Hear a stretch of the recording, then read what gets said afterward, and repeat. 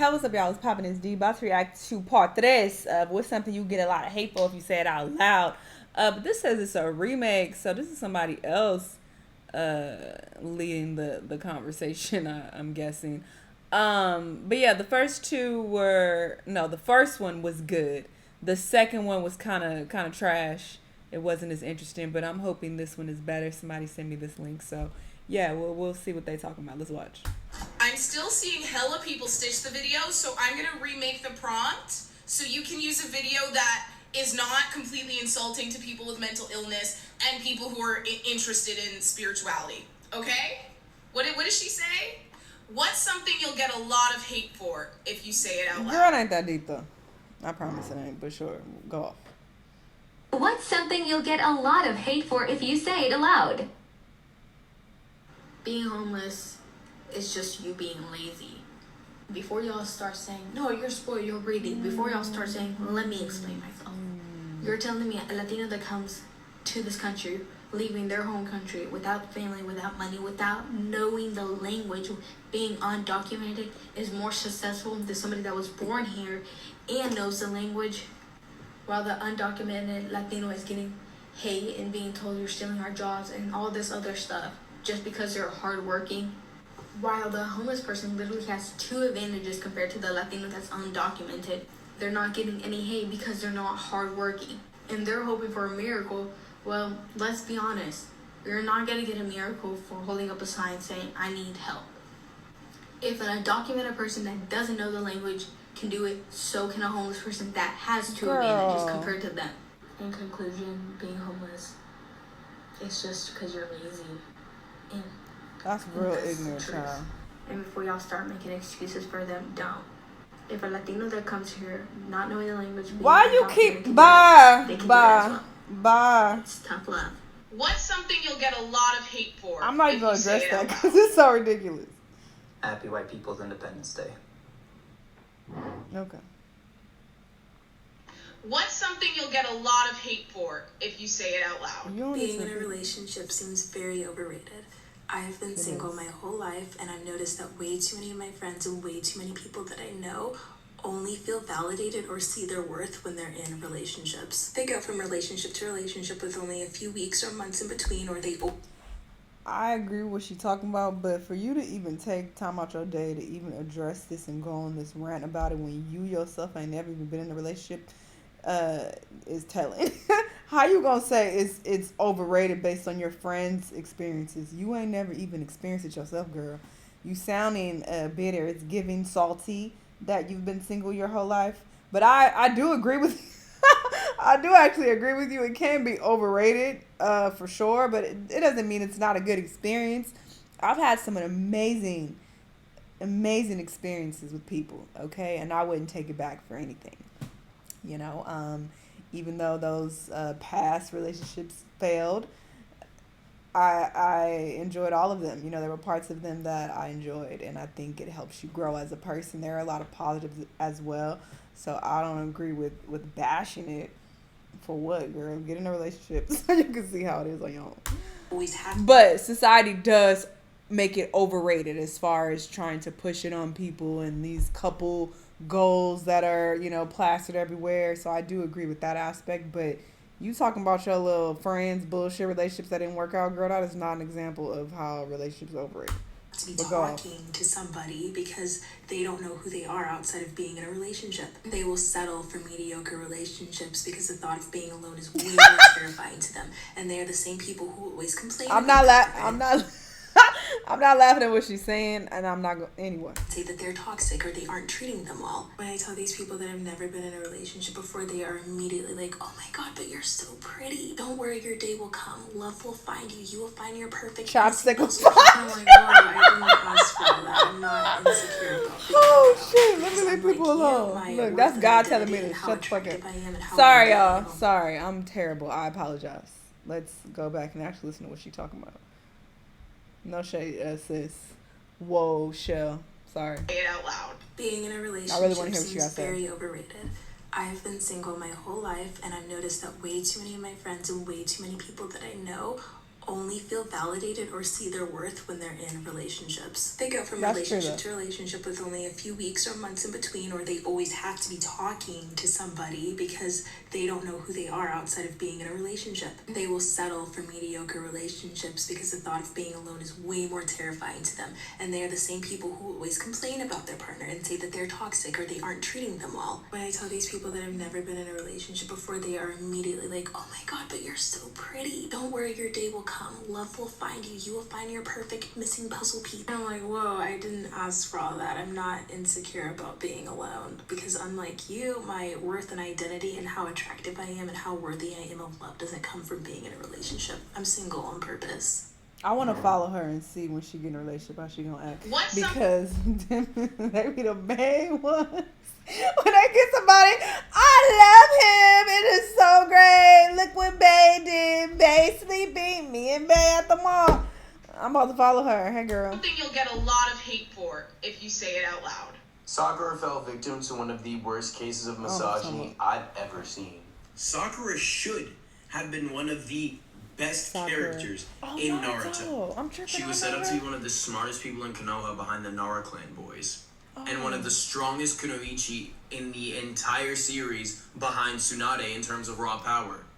Sakura should be able to do everything, especially with the amount of chakra control that she has.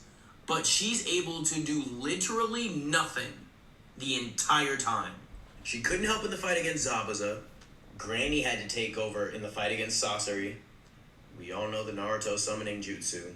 And in the fight with Naruto, Sai, and her against the Cloud Ninja, one of the best choreographed fights of the entire series, she gets pushed out of the way in the beginning and kicked out of frame in the end. The fight only ends because of her. And there's so much more.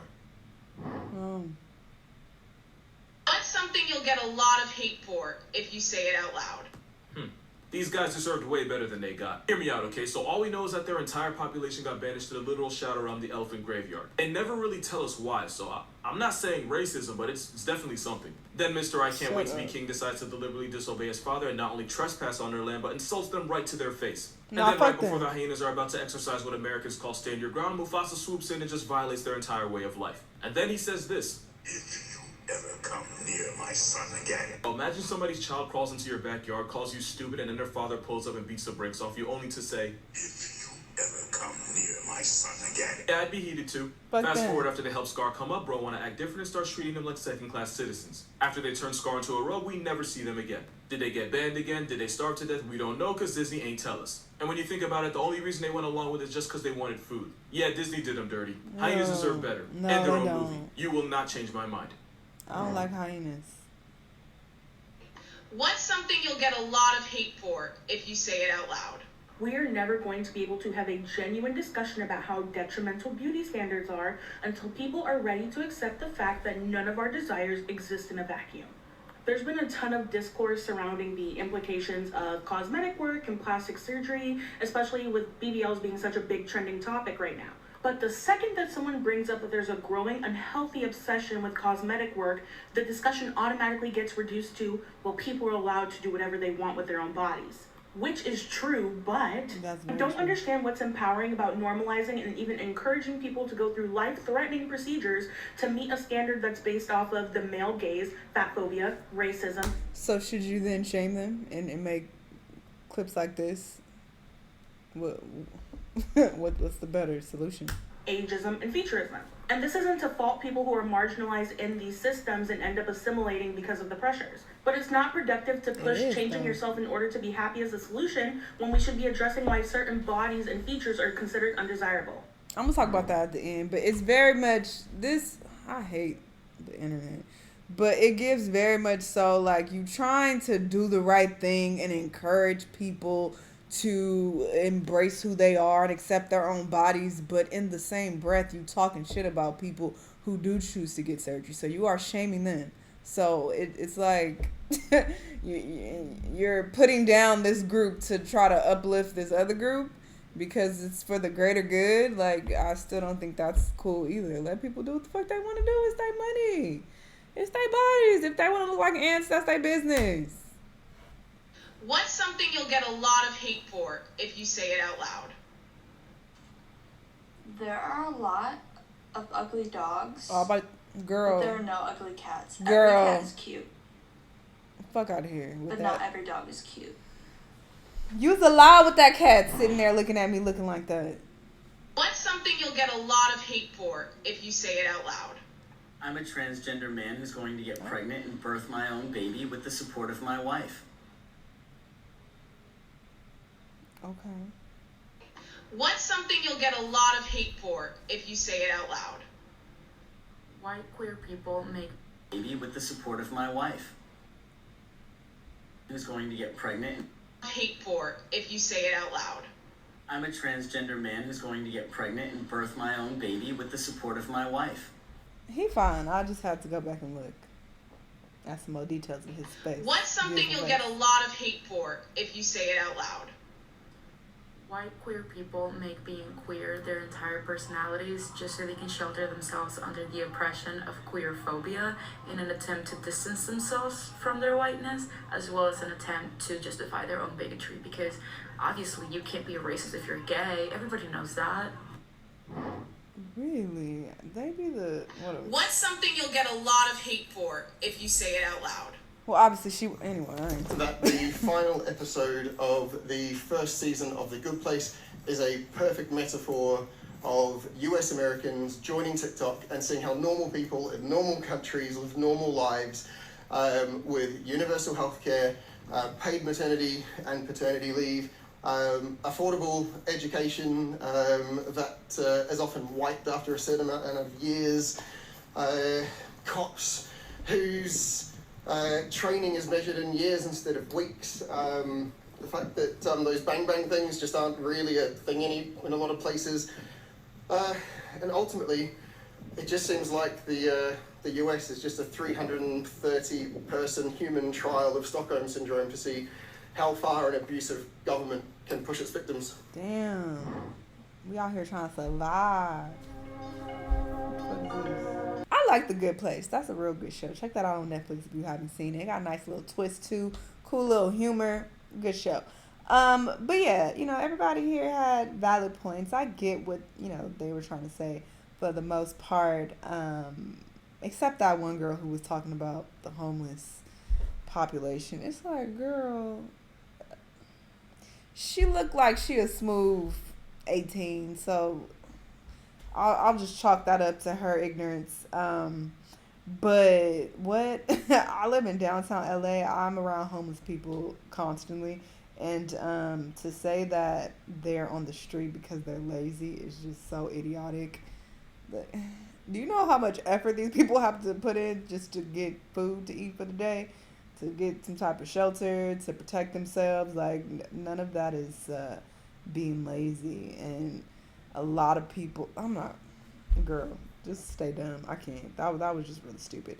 But yeah, I feel where a lot of these people were coming from other than her. Y'all let me know what y'all thought, though. Let me know what other videos you want me to watch, and I'll see you on the next one. Bye.